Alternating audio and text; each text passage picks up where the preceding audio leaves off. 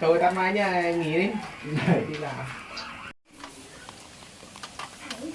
Ướp gia vị thôi. Không cái đấy không đấy nghe, không chặt đi cái đấy à?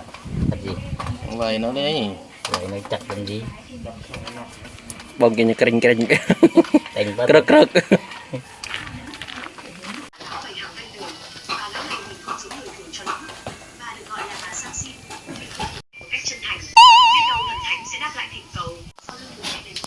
À, có thứ ra.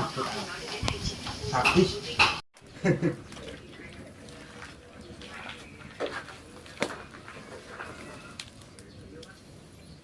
Quải. Quải prim, hù được rồi. Cái chuột kiểu đi. Rằng phạm mù. Thật chuột chuột. Thật, chết. Hù nữa.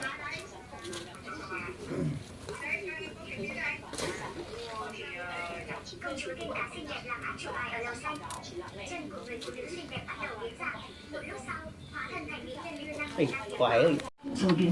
Nghe đón. À. À, prớp. Hẹp. Mà mình liệt con lại bên liệt con lại. 30.220 đồng. Vừa liệt con lại này cũng bỏ một chút.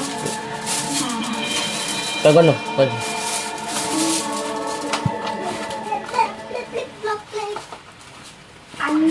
Anh quen với bạn em cho nên em mới lấy giá này á, chứ nghĩ sao mũ này được một cục 250 chứ. Cuốn lá chuối. Anh lấy rồi mà. Cá lóc cuốn lá chuối. Cực kỳ hấp dẫn. Cái gì mà lạc nhách vậy? Nước suối chuối hột mà nha.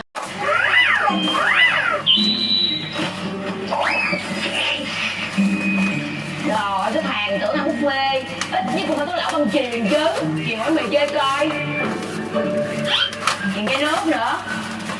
Không có trên này. Lấp rồi. Anh ơi, không biết. Trong nhiều nhiều hạt không? Chưa sáng. Có cái này thôi hả? Ông lấy sầu kia thôi, ông lấy sầu kia thôi. Bên miệng nước cũng ngon. Nhạc tiếp mình. Tôi xin gọi là thành công. Ăn đi. Em là cái đừng buồn. Năm cái mùa. Nó, ăn xong rồi thôi.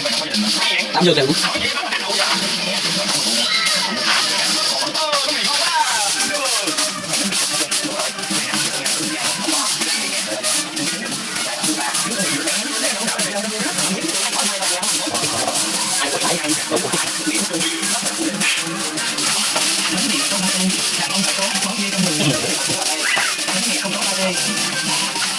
Lâu nha. Ok, thank you. Quay lại đi. Đi. Trả được gấp thang quá. Quải em tên là vừ mới quải. Hậu quải đây là vừ quải. Đây, ô đi. Giới thiệu các bạn, đây là món cá đè bao nhá. Cá đè bao hay gọi là ốc trâu. Thử đi. Ngon. Ngon lắm, rất là ngọn hẹ. Tìm những biên hả? Mình bay tôi đi. Hả? Được không? Nó không nhúng con này. Đây là bột bao. Rất ngon. Đây là đệ. Để mời quý vị và các bạn cùng ăn nha. Bông với heo với mời. Wow. Vậy là Món cá này phô nhá thì tên lên lên luôn. Thôi núp rong nét này nét tơi nộp rong. tên lên món cá lóc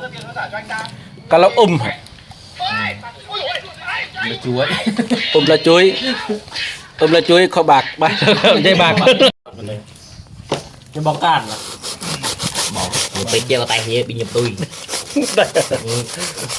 Cái tôi nó nè nó lên về ta những năm hẹp bắt đài hẹp là rạp pin nó tất mình lăng phim nhập đi đấy nội cái đàn nhỉ.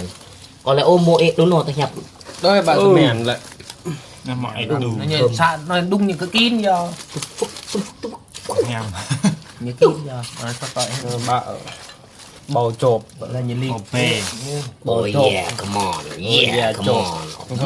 Đúng sẵn là mệt đi. sẵn như sẵn luôn pha nói đặt story nhiều dạy mùi thơm luôn Hai con cái lóc. Ê trời ơi qua chỗ chơi không kiên ngon. đừng lệnh đừng phải ôm na đoạn nào cho phòng can dịch này rồi tên nó qua lom tung lom ta Nó qua ha. Cái kia em coi đây. Cậu